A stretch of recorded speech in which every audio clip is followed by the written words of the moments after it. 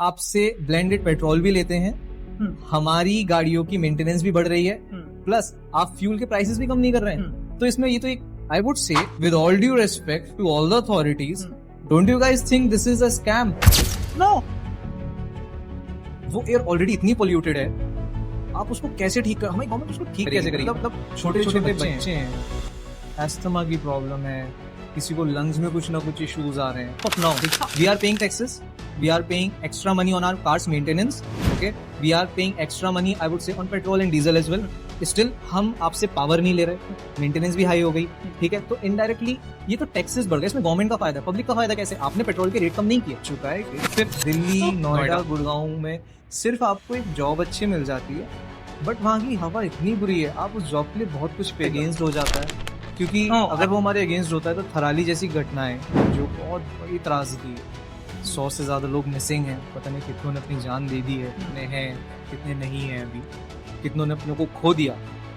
आपको नहीं लगता ये चीज़ें खत्म होनी चाहिए, या फिर हमको इतना ज़्यादा डेवलपमेंट के पीछे नहीं भागना चाहिए? एक सर्टेन लेवल तक हमको नेचर को उसके हाल पे छोड़ देना, बिना मतलब जो सरकार है बिल्कुल मतलब वो बहुत जल्दी में डेवलपमेंट करवाना चाह रही है, वो इस चीज़ की परवाह ही नहीं कर रही कि हमारे इकोसिस्टम को वहाँ के कितना मतलब वो किस तरह से बर्बाद हो रहा है। मतलब आपने ये भी नहीं देखा वहाँ पे डाइवर्सिटी कैसे खराब हो रही है, कैसे फ्लोरा फोना सब खत्म होता जा रहा है। 10,000 पेड़ कटने, 20,000 पेड़ कटने, 1 लाख 2 लाख, उन्हें फर्क नहीं पड़ रहा। आप उन्हें काटिए, आप बस रोड्स बनाइए। पर्सनल डीजल इंजन है, जो पर्सनल गाड़ियां लोगों की, उन्हें रोकने से खत्म हो जाएगा। और वहाँ जो आपकी कंस्ट्रक्शन हो रहे हैं, वहाँ जो वही डीजल इंजन जो उन फैक्ट्रीज में काम कर रहे हैं, वो आज से 15-15, 20-20 साल पुराने, आपको लगता है वो पोल्यूशन क्रिएट नहीं करते हैं? उस पर की क्या मिस्टेक है जिसने 15 साल का उस पर टैक्स भी दिया है, रोड टैक्स भी दिया है उसने, ठीक है, उसकी गाड़ी भी ज्यादा फिट है, कम चली है उसकी गाड़ी, तो दूसरी गाड़ी क्यों बैन हो रही है? कभी सोचा है अगर पेड़ बोल पाते तो क्या कहते? अगर पहाड़ हमसे बात कर पाते तो क्या बात करते? अगर नदियों के पास इमोशंस होते तो वो अपने आप बीती कैसे हमें बताती? हम मनुष्य, इंसान सिर्फ देखते हैं, कभी कुछ कहते नहीं हैं। कभी सोचिएगा अगर पेड़ों के पास ज़बान होती तो वो आपसे शिकायत करते, अगर पहाड़ों के पास बोलने की कोई ताकत होती तो शायद वो आपको डांटते, अगर नदियाँ सामने आके कुछ कह सकती तो वो रूठ के आपसे अलग हो जाती। हम मनुष्य, जैसा कि मैंने पहले कहा, कि सिर्फ देखते हैं, कुछ करते नहीं हैं। अगर हम देखने के अलावा कुछ करना शुरू कर दें तो शायद जो आजकल क्लाइमेट चेंज है, ये जो बढ़ती हुई गर्मी है, दरकते हुए पहाड़ हैं, कटते हुए पेड़ हैं, ख़त्म होती हुई नदियाँ हैं, शायद ये रुक जाएं।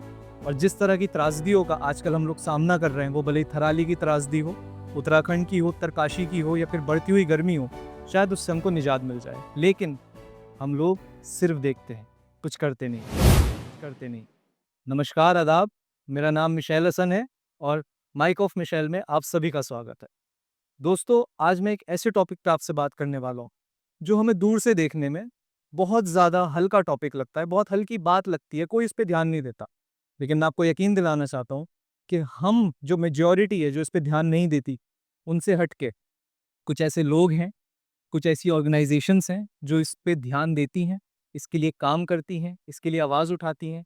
वो लोग न सिर्फ एक वॉच डॉग हैं, वो ऐसे विसल ब्लोवर्स भी हैं जो हमको बताते हैं कि हम कितना अपनी प्रकृति के साथ खेल रहे हैं, कितना उसको नुकसान पहुंचा रहे हैं।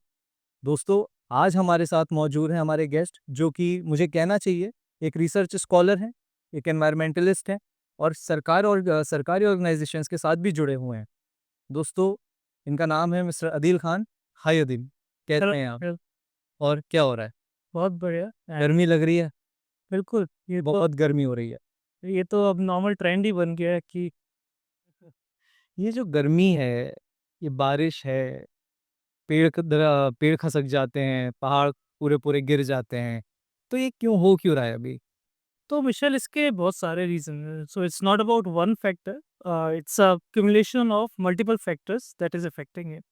तो सबसे पहले तो ये चीज़ है कि आप आस-पास ही देखिए कि आपके पहले लेक्स होती थी, लोकल इकोसिस्टम होता था। अभी भी आप देखिए, अगर आप पेड़ के बगल में खड़े होते हैं, तो और नॉर्मल खड़े होते हैं, बहुत बड़ा टेम्परेचर डिफरेंस होता है।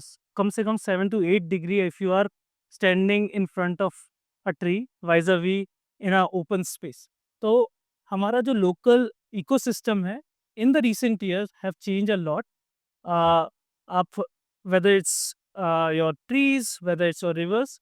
तो अभी हमारे काफ़ी सारे शहरों में पहले नदियाँ होती थी, तालाब होते थे और काफ़ी सारे पेड़ होते थे, लोकल इकोसिस्टम होता था। तो आपका जो टेम्परेचर होता था, लोकल टेम्परेचर जो होता था, वो कंपैरेटिवली कम होता था। बट अब क्या है, अब कंक्रीटाइज़ेशन है, जो अब जैसे सन रेज़ भी होती हैं, तो लोकल टेम्परेचर जो होता है वो हायर होता है। तो that is a local phenomena, but at a larger level अगर ये माइक्रो लेवल जो है अब वो मैक्रो लेवल में कन्वर्ट होता है, तो उसका impact we are seeing it in different forms, whether it's urban flooding, whether it's rising temperature, erratic rainfall और ये सब चीज़ें। तो these are cumulative factors of many many activities we are seeing. अभी जब मेरी टीम आपके ऊपर रिसर्च कर रही थी, आपके बैकग्राउंड के ऊपर, so we got to know कि आपने ग्रेजुएशन अपना सेंट स्टीफन से किया है, मास्टर्स आपने अपना कहाँ से किया है? The energy resource institute. Energy resource institute. और अभी करंटली आप कहाँ काम कर रहे हैं? मैं एक ऑर्गेनाइजेशन है the council on energy, environment and water. अभी रिसेंटली ही हमने 15 इयर्स कंप्लीट करे हैं। अरे वेरी गुड। कुछ बताइए इस ऑर्गेनाइजेशन के बारे में। सो CW जैसा मैंने बात किया 15 साल से वर्क कर रहा है डिफरेंट टॉपिक्स पे। तो इन्वायरमेंट, एनर्जी और वाटर पे, और एनर्जी पे भी काफ़ी सारा जो हमारा स्टार्टिंग जो वो हुआ था, तो नेशनल वाटर फ्रेमवर्क CW ने डेवलप किया था। It's the starting thing that the CW started and then supported multiple government programs, whether it's the Saubhagya scheme और द एक्सेस सर्वे, जो कि आपकी इलेक्ट्रिसिटी को एक्सेस की बात करते हैं कि आपके काफ़ी सारी जो प्रॉब्लम्स हैं, जो अभी हम बात करते हैं, it's also lot of fossil driven. तो आपकी जो एनर्जी है, it's largely coming from your fossil sources, जैसे coal power plant. These are also the factors that are contributing to your climate change. तो CW ने काफ़ी इस पे वर्क किया है, कैसे हम हमारा जो एनर्जी सोर्सेज है वो रिन्यूएबल एनर्जी की तरफ फोकस है। And even government of India भी जो है, हमारा काफ़ी सारा जो वर्क होता है कि गवर्नमेंट की जो पॉलिसीज़ है, उसमें क्या इम्प्रूवमेंट होने की ज़रूरत है, क्या उसके ग्राउंड पे चैलेंजेस आते हैं, क्या कैसे उसको इम्प्रूव कर सकते हैं। तो हम काफ़ी सारा जो वर्क करते हैं, डिफरेंट स्टेक होल्डर्स के साथ काम करते हैं। Government is one, and then we also work with communities. तो हम कम्युनिटीज़ के साथ-साथ जैसे हमारा एक प्रोग्राम है at CW called powering livelihood, जिसमें हम हमारा जो रिन्यूएबल एनर्जी है, सोलर जैसे है, तो वो हम आपका डिफरेंट कम्युनिटीज़ को प्रोवाइड करते हैं solar energy. Decentralized renewable energy इसको बोलते हैं। और उसके साथ उससे कैसे लाइवलीहुड इम्प्रूव हो सकता है, वो चीज़ हम मैप करते हैं। एंड बेस्ड ऑन हमारी रिसर्च, गवर्नमेंट देन उसका इम्पैक्ट देखती है and then they make it into the policy. So हमारा जो वर्क है कि कैसे जो वर्क है इसको हम पॉलिसी में कन्वर्ट करें और जो कि ये मासेस पे रीच कर सके। आपने इतना एक्सप्लेन किया, बहुत अच्छी बात है, क्योंकि मुझसे भी कोई मेरे काम के बारे में पूछेगा, तो मैं ऑनेस्टली इतना अच्छा एक्सप्लेन तो नहीं कर पाऊँगा। मैं अगर इसको शॉर्ट में बोलूँ मिस्टर अदील, तो आप बेसिकली एक पॉलिसी मेकर हैं, पॉलिसी कंसल्टेंट आई वुड से, राइट? या अगर गवर्नमेंट को किसी भी पॉलिसी को किसी भी तरह से एग्जीक्यूट कराना है, तो you guys are the one जिनसे वो डिस्कस करेंगे that what could be the pros and what could be the cons, right? Yes, it to an extent. So we basically support the government. So government, your administrative service, your IAS secretaries at different ministries are the one who are policy maker. So to support them further कि क्या problems है, क्या चीज़ें और होने चाहिए based on research.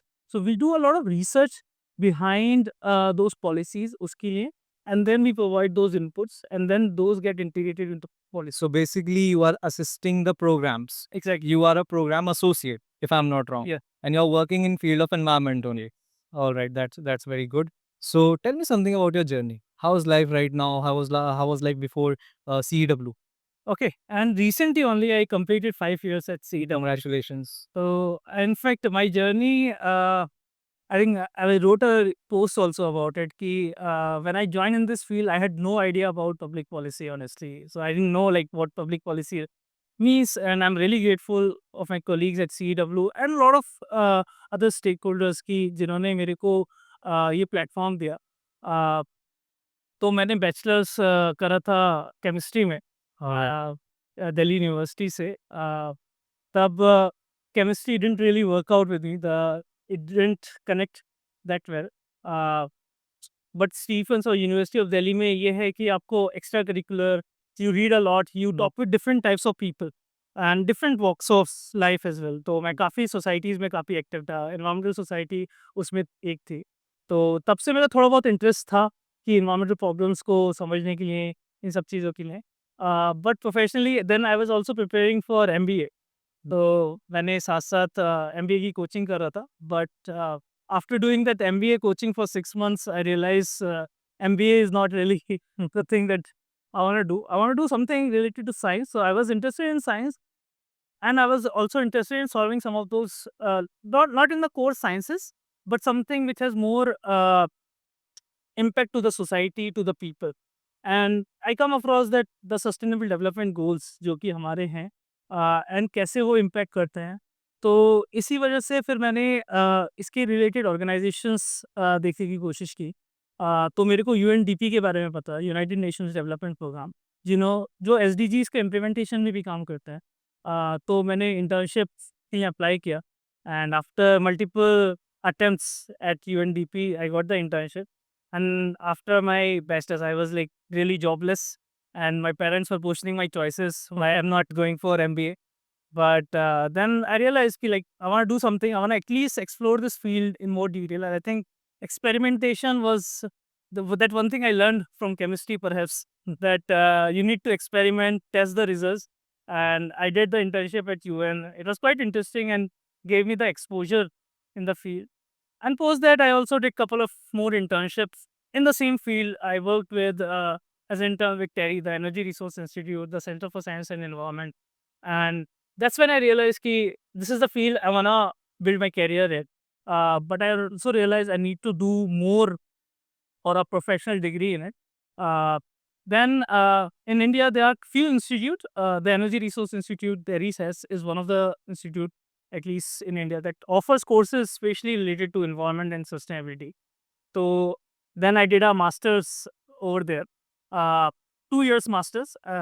It was quite interesting. The course was on environmental studies and resource management. So it has the component of management itself. So I was looking for science, policy, and management kind of a course. Uh, that was the course I did. It was a good exposure, and the course had a nice angle to it. So it was a mix of course, the course curriculum, but you also get a chance to work with different organizations as a part of your internship or major projects. And that's where I did some more internships to get more into the field. And after that, I joined CEDA. So, as right now you are in the field of environment only, should I ask you something related to this environment only? So, recently I visited Rajasthan. Okay, Rajasthan में एक जगह है, I don't remember the exact name, but हम लोग वहाँ से पास हो रहे थे और वहाँ पे सोलर के बहुत बड़े बड़े, आई वुड से वो पूरे शहर बसाए जा रहे थे सोलर के। सोलर, आई वुड से रिन्यूएबल एनर्जी है, right, exactly.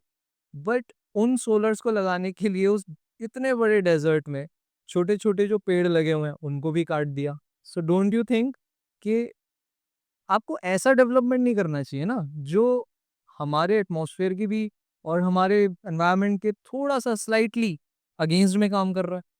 So solar, as we know, it has been one of those mature technologies. So अभी अगर आप देखें गवर्नमेंट का भी जो है पीएम सूर्य घर योजना, जो कि रूफटॉप आप एज अ कंज्यूमर है, आप अपने घर पे भी लगा सकते आई हैं। So sorry, I am interrupting you right हाँ। नाउ। ये इतनी अच्छी स्कीम है। हाँ, I got to know about it through one of my, I would say, a member of his staff only. He told me that sir ऐसे-ऐसे की scheme है, मैं अपने घर पे अराउंड लाइक 4 किलोवाट का एक सोलर पैनल का पूरा सिस्टम लगवा रहा हूँ, आप भी ऑफिस पे लगवा लीजिए। तो then I googled it and I got to know इसके तो बहुत अच्छे रिव्यूज हैं। So how do you see this scheme? हाँ, बिल्कुल, and I will finish that answer also. So at CW then you raise a very important point, and इसको हम बोलते हैं रिस्पांसिबल आरई डिप्लॉयमेंट। सो हमारे यहाँ एक टीम है जो कि सिर्फ और सिर्फ कैसे जो आरई डिप्लॉयमेंट है वो एक रिस्पॉन्सिबल वे में डिप्लॉय हो, जिससे कि उसके इम्पैक्ट्स जो हैं वो मिनिमल हो। और इनफैक्ट आफ्टर जो सोलर एनर्जी है उसका कैसे पोस्ट रिसाइकलिंग इकोसिस्टम बने, so that it doesn't become a problem in future. So we do a lot of research related to it कि कैसे इसका डिप्लॉयमेंट और ये सब चीज़ें इन अ रिस्पॉन्सिबल वे हो सकता है। सो अपार्ट फ्रॉम सोलर, आपकी जो ऑर्गेनाइजेशन है वो किन किन फील्ड्स में, एनवायरनमेंट की किन किन स्पेसिफिक फील्ड्स में काम करती है? सो हमारे यहाँ 15 डिफरेंट डिफरेंट फोकस एरियाज हैं। We do a long term modelling as well कि अगर हम फ्यूचर में देखें कौन-कौन सी एनर्जी सोर्सेज़ को वी कैन लुक एट, कैसे उसका प्रोजेक्शन रहेगा। So there is a team that works on low carbon economy. So इसको हम लो कार्बन जो हमारा जो इकोनॉमी जो हो, वो कार्बन एमिशंस कम प्रोड्यूस करे। सो बेसिकली जो आपने पहला क्वेश्चन रेज़ किया था ना कि ये क्यों रीज़न से हो रहा है? तो अभी इसका जो मेजर जो साइंटिस्ट वो बताते हैं कि कार्बन एमिशंस जो है, वो बढ़ रहा है, जिसकी वजह से there is a direct relation between rising temperature and the CO2 emissions. So हमारे यहाँ रिसर्च होती है कि कैसे कार्बन एमिशंस को हम कम कर सकते हैं और हमारी इकोनॉमी लो कार्बन रहे। तो मेरा जो रिसर्च है at CW for the last 5 years I have been looking at more on air pollution. So कैसे हम एयर पॉल्यूशन से एक्सपोज़र कम कर सकें और उसके सॉल्यूशंस कैसे इम्प्लीमेंट कराने में हेल्प करा सकें। We have team working on water that looks at multiple aspects of water as well. Then we have team working on mobility कि कैसे हमारी जो अर्बन मोबिलिटी है वो कैसे इम्प्रूव हो और कैसे वो मूव करे in a sustainable way. Then we have team working on power transformation कि आपका जो कोल पावर प्लांट्स हैं, जो इंडिया का भी अगर आप देखिए तो लॉन्ग टर्म में इंडिया ने नेट ज़ीरो टारगेट करा है 2070 का। इसका मतलब है कि हमारा जो एमिशंस हो in terms of it becomes zero. So कैसे उसकी स्ट्रेटजीज़ आएँ, तो जो team on power sector is one of the major contributors to emissions as well and उसको कैसे हम डिकार्बनाइज़ करें, so team working on that. Then comes a industry team as well, जो कि इंडस्ट्रीज़ का जो एमिशंस आ रहा है, उसको कैसे कम किया जा सकता है। Then they work with MSMEs and different other types of industries as well. And then there are teams that are working cross as well, जो कि इनेबलर्स होते हैं हमारे, जैसे कि आपकी सर्कुलर इकोनॉमी हो गई, टेक्नोलॉजीज़ हो गई, तो न्यू इमर्जिंग टेक्नोलॉजीज़ के ऊपर भी काफ़ी सारा काम रहता है, जैसे हाइड्रोजन हुआ, तो ये सब चीज़ों पे भी work. So talking about waste, Yeah. Okay, क्योंकि मैं एनसीआर में रहता हूँ, तो अगर वेस्ट की बात होती है तो गाजीपुर का जो डंप यार्ड है वो एक बुरे सपने के जैसा है हम सबके लिए, ठीक है। एज पर माई रिसर्च वहाँ daily around 3000 metric ton waste आता है। ऑलमोस्ट अराउंड 20 मशीन्स हैं वहाँ पे, if I am not wrong उनको शायद ट्रोमल मशीन्स कहते हैं, राइट। वो अगर 20 फुल्ली ऑपरेट काम करेंगी तो वो एक दिन में 2000 मेट्रिक टन प्रोसेस कर सकते हैं। और दिल्ली के आसपास के एरिए से, ठीक है, ईस्ट दिल्ली म्यूनिसिपल कॉरपोरेशन के थ्रू वहाँ पे 3000 मेट्रिक टन कूड़ा आ रहा है। बट अगर फुल कैपेसिटी पे वो 20 की 20 मशीन्स, जो कि आई डोंट थिंक सो कभी काम कर पाएंगी, ऑलराइट, तो वो सिर्फ 2000 मेट्रिक टन प्रोसेस कर पा रहे हैं। तो हमारी गवर्नमेंट्स कैसे क्लेम कर सकते हैं कि हम उस पहाड़ को और छोटा कर सकते हैं? वो तो दिन ब दिन बड़ा होता जाएगा। बिल्कुल एंड काफ़ी इम्पोर्टेंट चीज़ है ये waste management and some of my research at CW looks at that specific thing and what we see कि पिछले लास्ट 2 डेकेड्स में ही दिल्ली का जो वेस्ट जनरेशन है वो इनफैक्ट डबल हो गया है। और काफ़ी अदर सिटीज़ में Bangalore it has become like 3 times what it used to be like 2 decades back. So waste generation हमारा काफ़ी सारा बढ़ रहा है and when we look at air pollution as well in coming decade, जो आपका वेस्ट बर्निंग है, उसकी वजह से जो एयर पॉल्यूशन का ये one of the major sources होगा। तो we do a lot of research and support the government on better waste management as well. तो वेस्ट का जो प्रॉब्लम है ये भी again it comes with different complexities as well. तो हमें पहले ये देखना है कि दिल्ली का जनरेट कितना होता है, पहला स्टेप यही है, और किस टाइप का जनरेट होता है। तो दिल्ली का जो जनरेशन होता है वो 11,000 टन पर डे है, तो 11,000 टन पर डे। तो अगर आप कोई एक और शहर लेंगे, जैसे इंदौर लेंगे, तो ये उसका लगभग 11 गुना वेस्ट है। तो it's just huge. I am so sorry, मैं आपको फिर से इंटरप्ट कर रहा हूँ। इंदौर दिल्ली से बड़ा है। नहीं, वेस्ट जनरेशन जो है दिल्ली का it's 11 time. No no, the waste generation is definitely 11 times, but जो एरिया वाइज इंदौर शायद बड़ा है दिल्ली नहीं, से। दिल्ली दिल्ली बड़ा है उससे। Delhi but I am just giving you an example of other city as a reference कि दिल्ली का जो वेस्ट जनरेशन है वो itself is such a huge number in itself. So it's like Mumbai and Bangalore combined इतना वेस्ट प्रोडक्ट नहीं निकाल रहे हैं अपने पास से जितना दिल्ली अकेले 11,000 ton. So, of course, Delhi is one of the city which has the highest generation in itself. तो आपका फर्स्ट स्टेप अगर आपने स्कूल में भी पढ़ा है तो 3 आवर्स हमारे होते थे, याद है 3 R? Exact, reduce, reuse and recycle. या तो one of the end this is the mantra alright of waste management itself कि आप सबसे अच्छा स्ट्रेटेजी है कि वो वेस्ट जनरेट ही ना हो। That if you can reduce it at the source is the best thing. If you can reuse it of course is better, and if not, if you are recycling it, that's the better way to manage about it. So, if I'm talking about the particular area, हाँ। that that पहाड़ area, right? So, उसके आसपास, if I'm not wrong, दो बहुत highly populated colonies हैं. एक का नाम राजबीर कॉलोनी है, if I'm not wrong. एक का नाम शायद मुल्ला कॉलोनी है. Okay. वहाँ पे लोग इतने परेशान हैं क्योंकि जो ग्राउंड वाटर है उसमें भी इतना मैग्नीशियम, इतना पोटेशियम, इतना ज़्यादा वहाँ जितना भी वेस्ट आपका, जितना भी कंटेमिनेटेड वाटर है वो सब ग्राउंड वाटर के साथ मिल चुका है. So I am not asking कि आप मुझे as an employee of CW कोई एडवाइस दो. मैं आपसे एक इंडिविजुअल वे में पूछता हूँ, आप एक इंडिविजुअल पर्सन हो, आपको लगता है ये चीज़ें ठीक हो पाएंगी? वो लोग माइग्रेट करने पे वहाँ से मजबूर हो चुके हैं कि अब यार हम यहाँ से चले जाना चाहिए. ऑफ कोर्स इट्स एंड आज दिल्ली है, बट अगर आप देखिए और भी बहुत सारे सिटीज़ हैं जहाँ पे ये न्यू डंपिंग साइट्स बनती जा रही है, एंड इसका इम्पैक्ट हर चीज़ पे है। एयर पे अगर वो जो वेस्ट है वो बर्न हो रहा है तो सीधा आपके लंग्स में जा रहा है। If it is not being manage, वो वाटर में जा रहा है तो ग्राउंड वाटर कंटेमिनेशन हो, and there is another thing कि वहाँ पे सॉइल कंटेमिनेशन भी हो रहा है। तो ये कभी ठीक हो पाएगा? तो पॉसिबिलिटी एंड गवर्नमेंट की भी काफ़ी सारी स्कीम्स हैं टू एड्रेस दिस। तो द गवर्नमेंट ने 2014 में स्वच्छ भारत मिशन लॉन्च किया था, which is one of the largest urban sanitation program जो गवर्नमेंट ने लॉन्च किया है, aim to address. So of course I want to say that government is serious about solving its waste management problem. As I told you, it's just a complex mechanism but very much solvable. Organic waste भी होता तो हम किसी को दे देते थे या फिर संभाल के रख लेते थे, या फिर गाय को दे देते थे, या फिर डिफरेंट तरीके से. सो पहले जब हमारा था there was no such thing as waste. वही चीज़ें हैं कि हम कैसे वेस्ट को एज अ रिसोर्स की तरह देख सकें. और उसके डिफरेंट डिफरेंट सॉल्यूशंस भी हैं. जैसे आपका ऑर्गेनिक वेस्ट है वो उससे खाद बन सकती है, जो कि आप अपने गार्डन्स में और इस सब चीज़ों में यूज़ कर सकते हैं. In fact there are solutions like you can convert that organic waste into biogas which you can use as a fuel in your kitchen as a replacement to LPG itself. In fact, now there are technologies जो कि refine कर दें ये biogas को, उससे bio CBG बनता है, जो कि आपका गाड़ी और इनफैक्ट इंडस्ट्री में as a CNG fuel use हो सकता है. And I am just giving an example of one type of waste is. Then of course your paper can be recycled again, aluminium can be recycled again. So हमें जो waste है अभी क्या problem है, core reason of waste management is also it's a mix waste. तो हमारा जो collection जो होता है वो पूरा मिक्स होता है, और मिक्स में आपका रिसोर्स रिकवरी नहीं हो पाती. So you are telling me कि जो बायोगैस है हाँ. वो आप रेगुलर बेसिस पे अपने यूज में ले सकते हो. Of course. सो मुझे याद आता है अराउंड 2000 टू 2005 का टाइम, जिसमें गांव-गांव छोटी-छोटी टंकियाँ बनाई गई थी गैस की. बड़े-बड़े कंटेनर्स थे वो, है ना?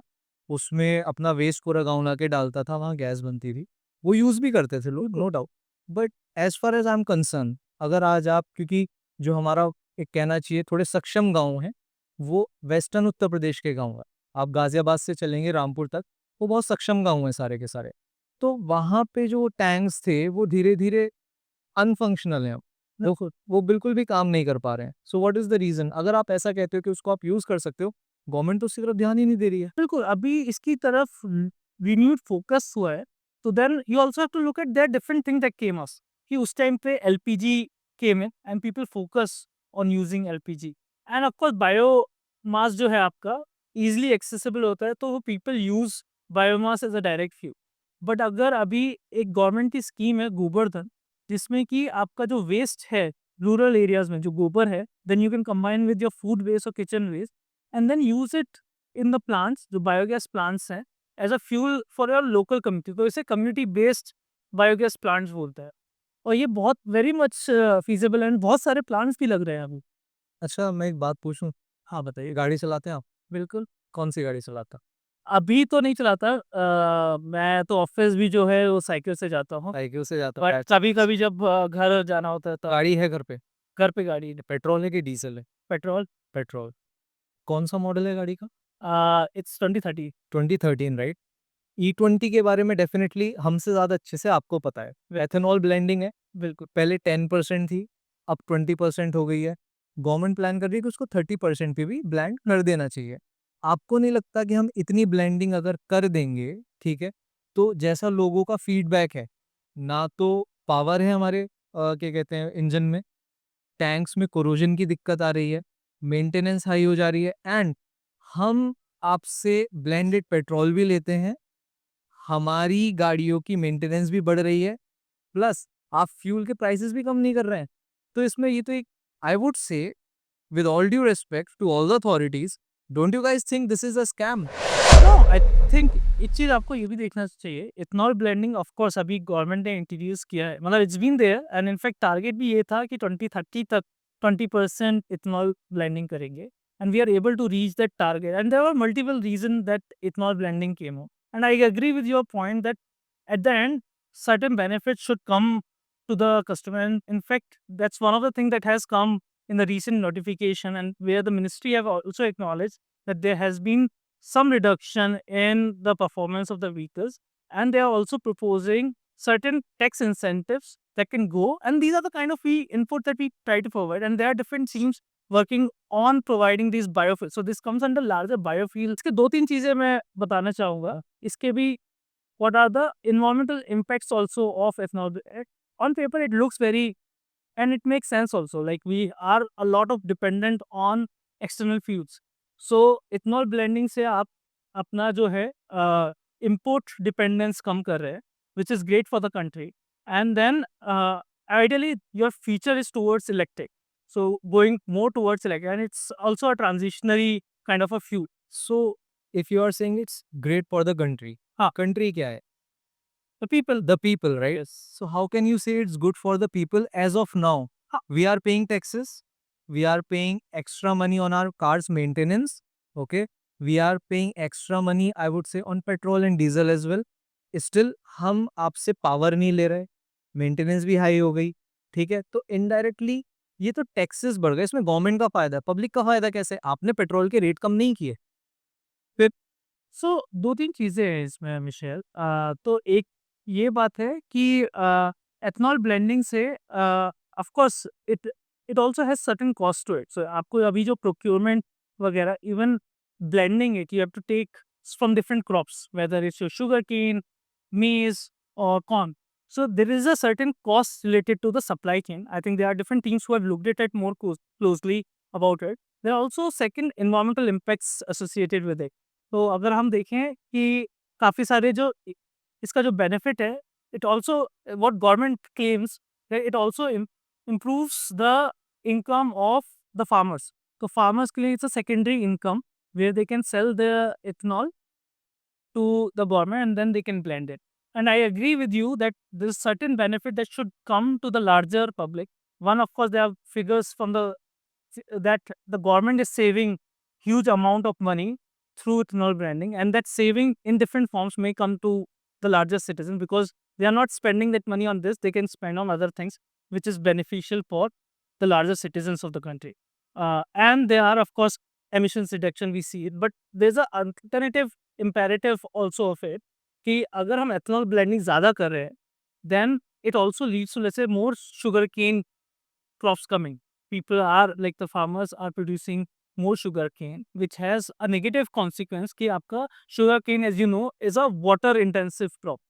तो इसकी वजह से आपका water पे भी जो dependence है वो बढ़ेगी. So at CW we also look at water energy nexus and its economy impact, and we try to provide those suggestions to different ministries and different government as well.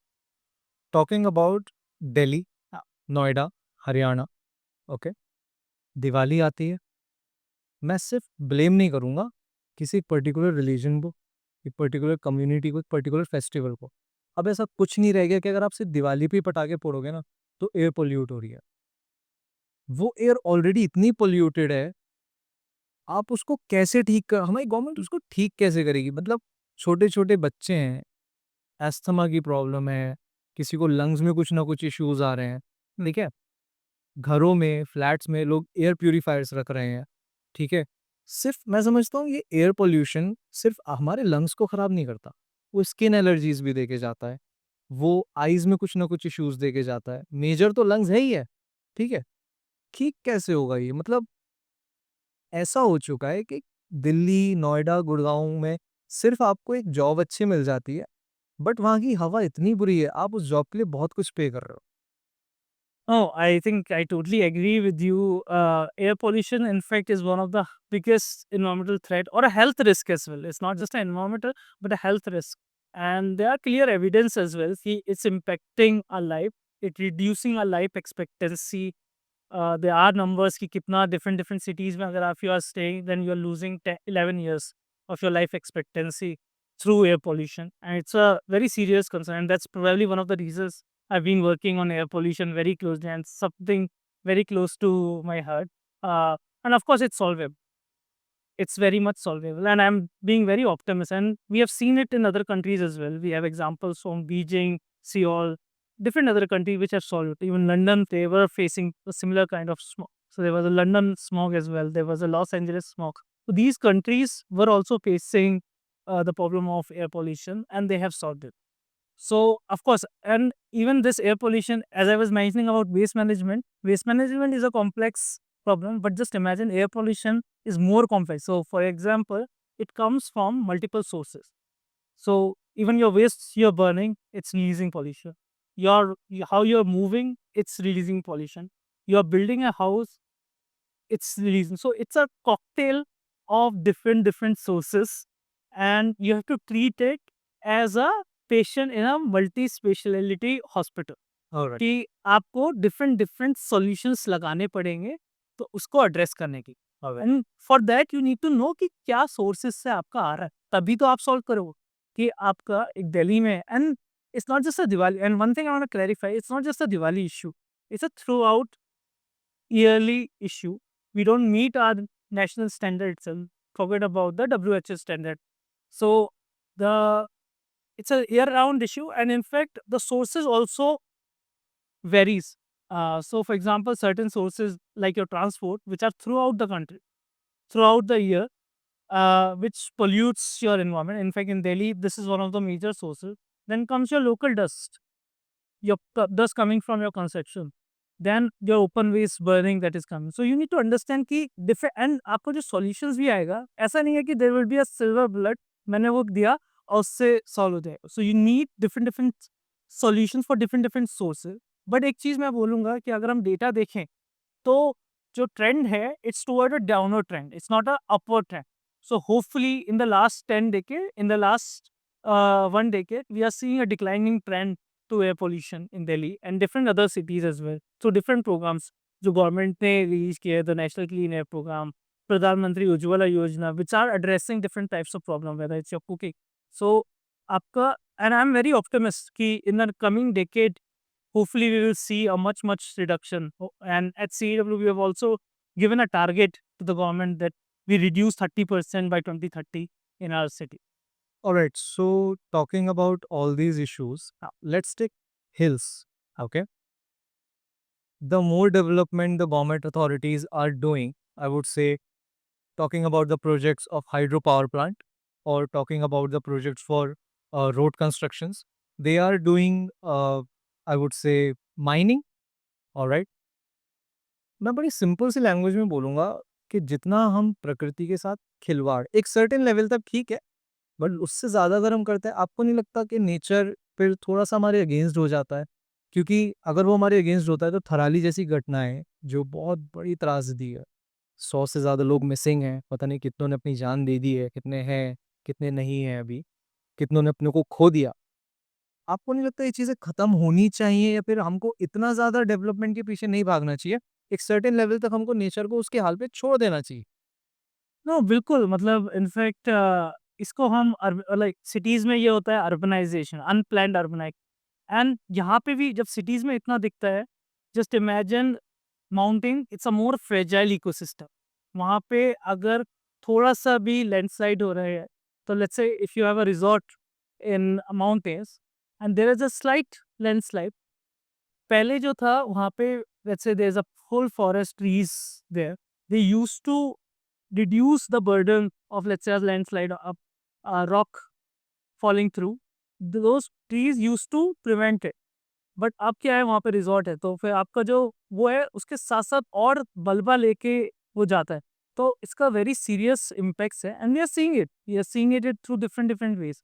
तो of course इसके लिए planned जो आप approval दिया जा रहा है, वो इको आपको ये भी मैप करना पड़ेगा कि कौन-कौन से मोर वल्नरेबल एरियाज़ हैं, जहाँ पे लैंडस्लाइड्स और ये सब चीज़ें हो सकती है और उस हिसाब से आपको वहाँ पे पूरे प्लानिंग की ज़रूरत है। हाईवेज़ वगैरह का जो भी अप्रूवल है, this has to come across in a more holistic way, where you doing a detailed environmental impact assessment and incorporating those suggestions in your approvals and planning.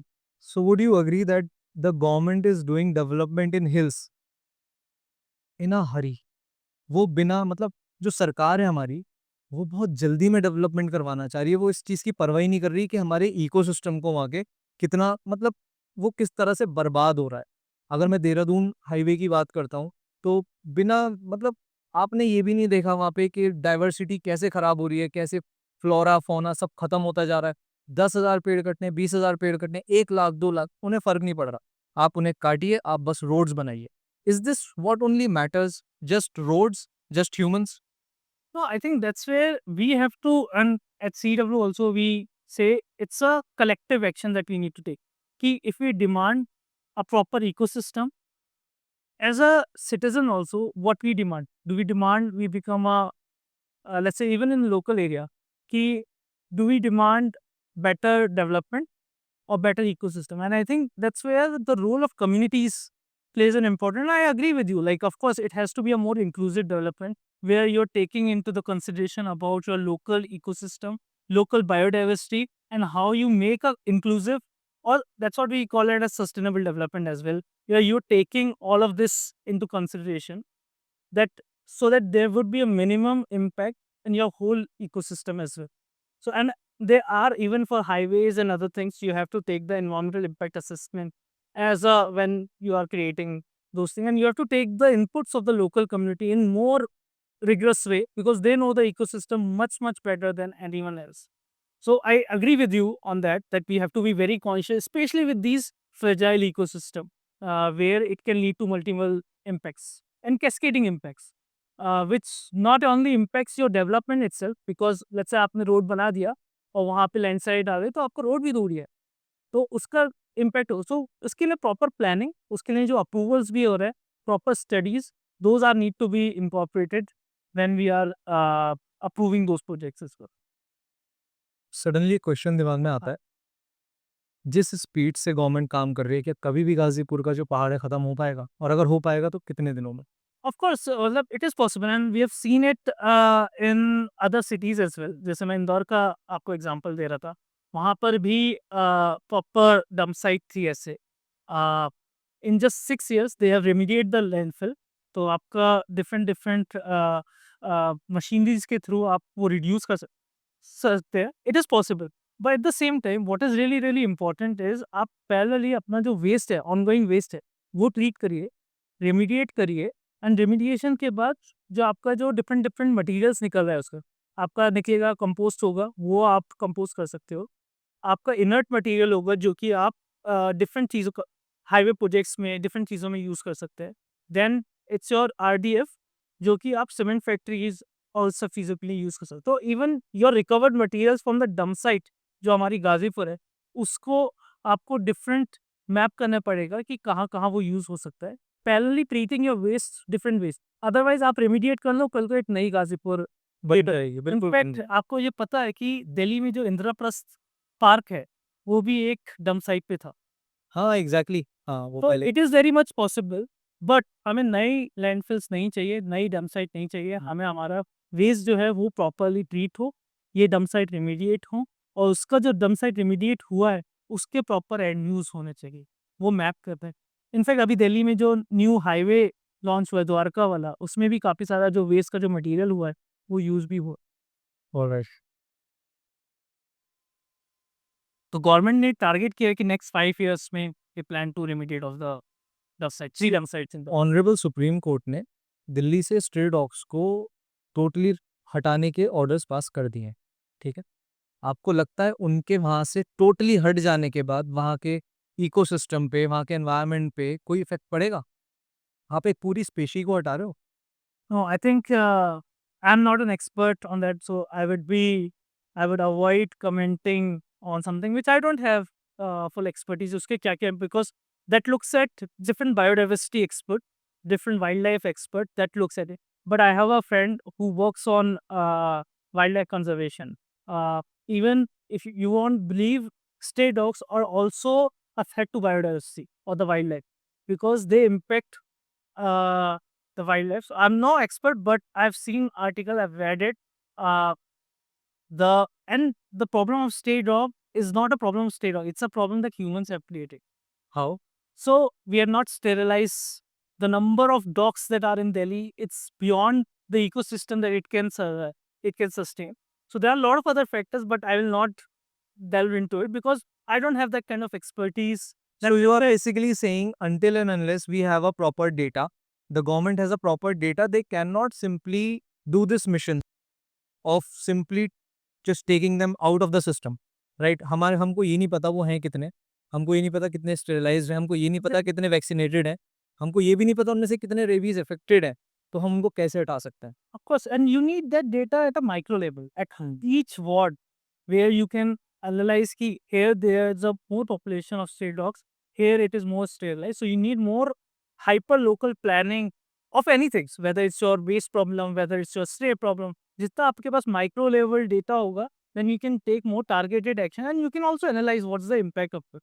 So that's a general management or of problems related to. So like as we discussed about the Honorable Supreme Court, so if I'm not wrong, in 2016 or 2017, Honorable Supreme Court also gave this order to restrain all the diesel engines to enter into Delhi only. Okay, तो वो जो diesel engines हैं 10 साल से पुराने, वो अब दिल्ली में नहीं आ सकते।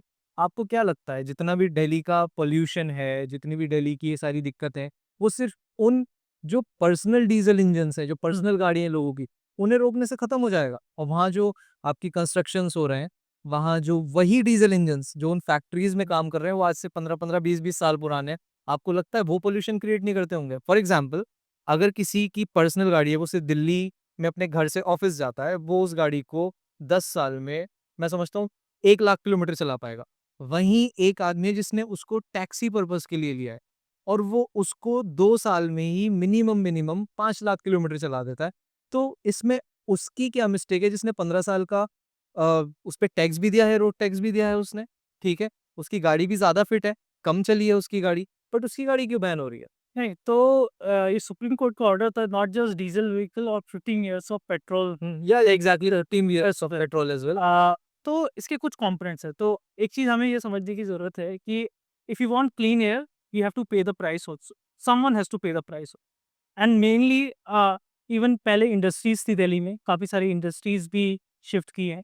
पावर प्लांट्स थे दिल्ली में, Badarpur power plants which have been decommissioned and moved. Industries काफ़ी सारी वो हो गए हैं। And transport is one of your major contributors locally, if we see, and the best reduction that if you want clean air, you have to take certain action. And of course, and the action, as I mentioned, it has to come across different sectors, and we also have to give alternatives. So of course, Delhi has a good metro connectivity. It also need to be supplemented with better public transport in terms of bus and non-motorized transport as well, better footpaths and other things, so that you can avoid taking your car to your office. Yeah. The first way. Exactly. If you look at any European country, you have a very good pocket, and that's what really needed. And when it comes to data as well, of course, when we have looked at that as well, as the vehicle gets old, we see it pollutes more. And of course, in Delhi, there are a lot of these vehicles, and there has been a lot of push towards electronic EV transition for the vehicle fleet. कि आप parallelly you need multiple strategies, as I said, कि आपका जो polluting vehicles है वो EV transfer हो, better public transport हो। जैसे कि गवर्नमेंट ने आपके बस सर्विसेज, इलेक्ट्रिक बसेस दिए as an alternative, so that people can take. Of course there is a lot of improvement that is required in that, and government are taking certain steps to make your public transport very accessible. Of course, as I was mentioning, someone has to somewhat pay a price. And there are alternatives that they are testing it. For example, retrofitting the vehicles, putting congestion price, putting high parking fees, so that if you are, polluting more, you are paying more as well. Right? So someone in different ways are paying for it. So I was reading this article and I got to know about something carbon credit score. What is carbon credit score? So carbon credits जो होता है जैसे कि आपका कोई एक industry है, textile है, सो कार्बन क्रेडिट में क्या होता है कि let's say there is a cap and trade and we at CW we have a dedicated team working on carbon credit mechanism. Again it's not my full expertise at CW, and I don't work on carbon credit, but larger principle is that if you reduce 1 tons of CO2 emission, you gain 1 carbon credit. All right. And then you can, and it's basically a market mechanism. So if you are basically polluting less, you can trade your carbon credit. So it's basically creating like a market mechanism where this trading allows. So this comes under carbon market. So we were talking about vehicles only. Is EV the future? Do you really think so? मतलब EV में अभी इतना अच्छा infrastructure नहीं है, तो आपको लगता है EV इतने अच्छे से सस्टेन कर पाएगी इंडिया में? कितने, और अगर टाइम लगा तो कितना टाइम लगेगा?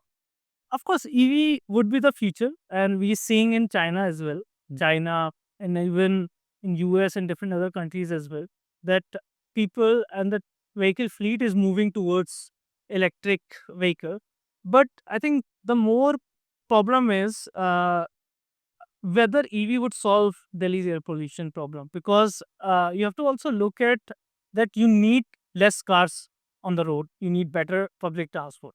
That's why we promote more of electric buses over, let's say, electric vehicle or private electric vehicle, so that you have better public infrastructure that reduces car mobility as much as possible. You have RITS that can connect people so that there are less cars on the roads, and there are other factors like uh, basically non vehicle emissions. So for example, your road dust emissions. So let's say the car is moving, it also releases certain emissions through your tire brakes, through other things. That was also one of the components, because let's say आपकी जो गाड़ी petrol हट के electric vehicle आ रही है, पर वो move तो उसी रोड पे कर रही है, उसी रोड पे डस्ट है, तो वो dust you are inhaling.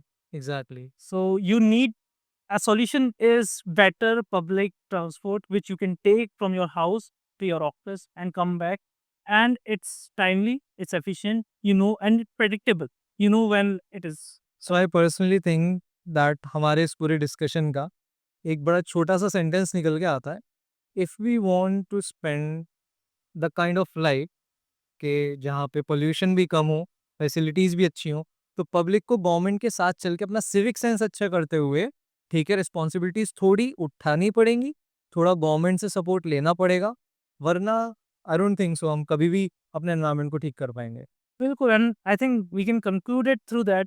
That's why we call it democratic demand for clean air action. And government ने भी काफ़ी सारे प्लेटफॉर्म्स क्रिएट करे हैं जो कि आपको आप एक्शंस ले सकते हो. फॉर एग्जांपल जो कि हम काम भी करते हैं. So for example there are apps like MCD 311 जो कि आप लेट्स से अगर आपके आसपास दिखता है कि कूलर डंप है, you can click a photo and then government will remove that garbage dump, whether it's a polluting vehicle. You can click a photo through Green Delhi app and they can put a challan. So in fact we have done it. I posted a photo of MCD truck which was polluting, and they have put a challan. आपने MCD vehicle waste vehicle था, वो काफी ज्यादा pollute कर रहा था उसका. You can see it from the tell pipe.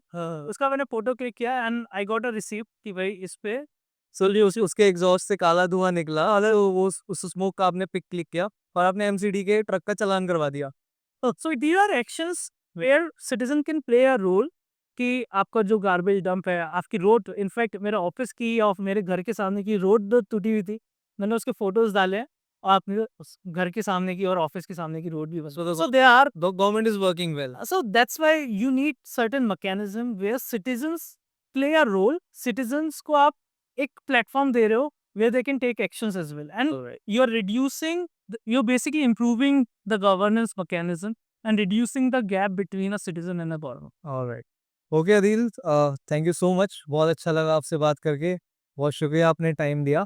Thanks, Vishal. Thank you so Lovely talking with you. Thank you so much. So guys, I hope आपको ये कन्वर्सेशन बहुत अच्छा लगा होगा, रिलेटेबल लगा होगा. तो प्लीज़ हमारे चैनल को सब्सक्राइब कीजिए। एक बहुत प्यारा सा कमेंट ज़रूर छोड़ के जाइएगा, ज़रूर बताइएगा नेक्स्ट वीडियोज़ में आप कैसे टॉपिक्स चाहते हैं। अब अगर आपने यहाँ तक वीडियो देखी है तो डेफ़िनेटली आपको वीडियो पसंद आई होगी। आप प्लीज़, अब मैं आपसे 2 ही काम बोलूँगा, इस वीडियो को शेयर कीजिएगा और नीचे एक सब्सक्राइब बटन होगा, इसे प्लीज़ प्रेस करके ही जाइएगा। Thank you.